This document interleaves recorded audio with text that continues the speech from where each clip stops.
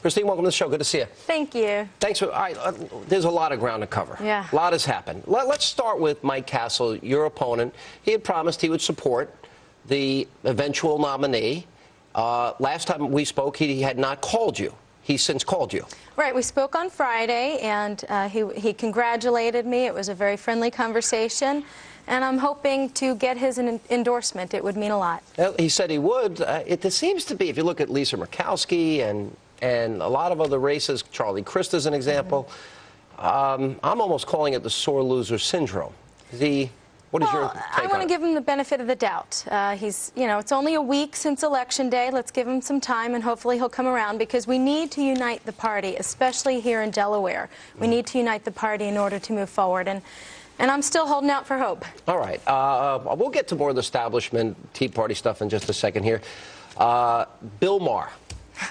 A friend of yours, obviously. You did a show a lot, apparently. Yeah, unfortunately. All right, he comes up with this tape. What was it, 1999? You made an appearance. Yes. Talking, I guess, about a boyfriend when you were a teenager? Right. Okay. Saying that you had dabbled into witchcraft.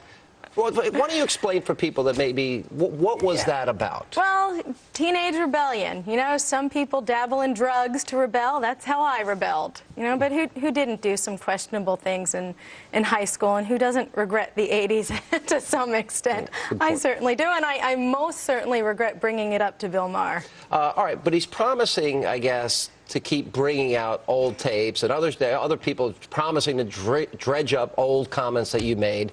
What is your reaction to that? Well, it's not a promise, it's a threat. And, let him, because, my focus is on what's important to the people of Delaware. And if he wants to do this, side nonsense, let him.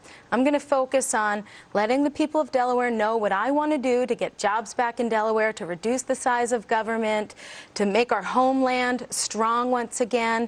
We've got serious issues facing our country right now, and this type of stuff is a diversion. And I want to get back on message. There's a stark contrast between my opponent and me. He's called Harry Reid's pet, And, I heard that. That's Harry Reid's word. I'm not, mudslinging here. And you kind of have to wonder what sort of strange conversations went on to lead to Harry Reid calling him his pet.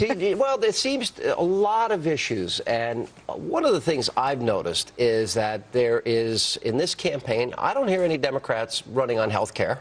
That's right. Running on the stimulus, their support for Obama, Reid, and Pelosi. So what are we to make of the attacks against you? Well, watch this. Watch how this campaign unfolds. They started their ads this week, and they're attacking me personally. They're not attacking where I stand on stimulus. They're not attacking where I stand on extending, if not making permanent, the Bush tax cuts.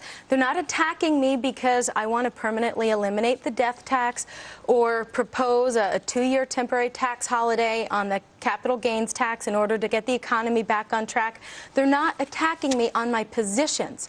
They're trying to attack me, which is why I'm getting out there and to the people of Delaware, why I canceled the Sunday shows when churches invited me to attend their services and people in Delaware invited me to go to their picnics, because this race is about what's important to the people of Delaware.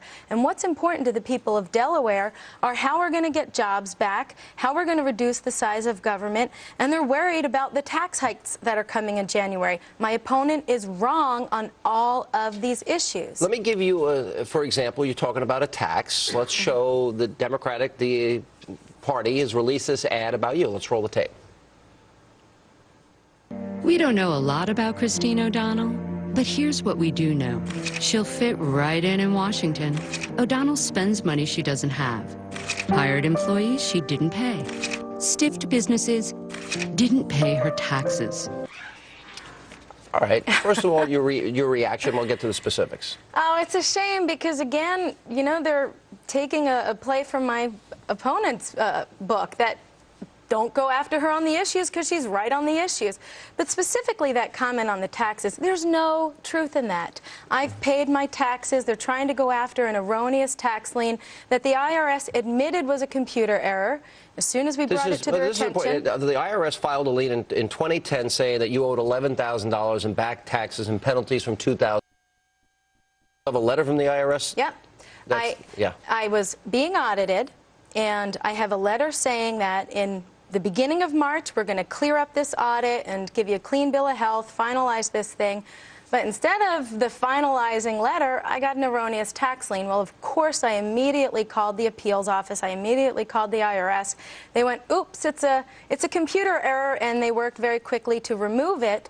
I posted all that on my website, but my opponents don't care about the truth. What about the issue of 2008 default on a mortgage and a home in Wilmington that you had? I fell behind in my mortgage. I had a pro bono client that to me was very important. I worked 18 hours a day. It was a disabled woman who the courts ruled to remove her feeding tube. So it was truly a life or death case. And when her father came to me, he said, I can't pay you, but will you help me save her life? And you can't say no to that. So I worked several months for free. I fell behind in my mortgage.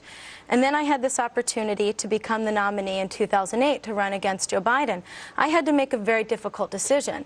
Either take on another client and get caught up in my bills, but instead, because I thought it was very important that someone opposed Joe Biden and what he wanted to do in the U.S. Senate, I sold my house to make all my bills right. I paid off all of my debt, got caught up, and made it through a difficult time. So is there any truth that I've heard people say you don't have a job, that you haven't had a job, there's a complaint that you took $20,000 from the campaign. Are any of these issues accurate? No, none of them are accurate, and I'll tell you where they all came from. But again, I just want to point out, look at what they're going after me for. Again, they're not saying she wants to eliminate the death tax.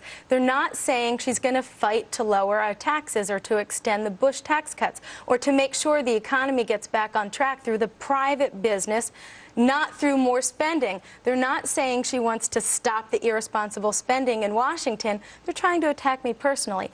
But I take nonprofit clients. I do freelance work, and when you're running for a campaign, you can't have a multi-client load. You just can't offer them the sort of service.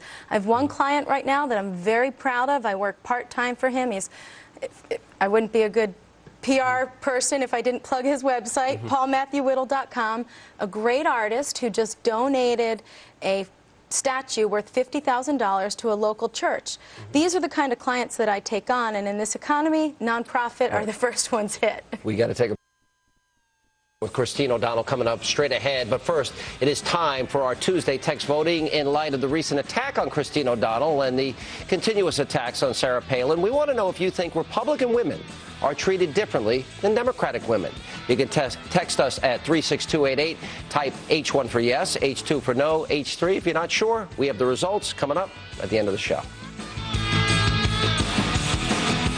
It's a Factor interview with Jon Stewart. What?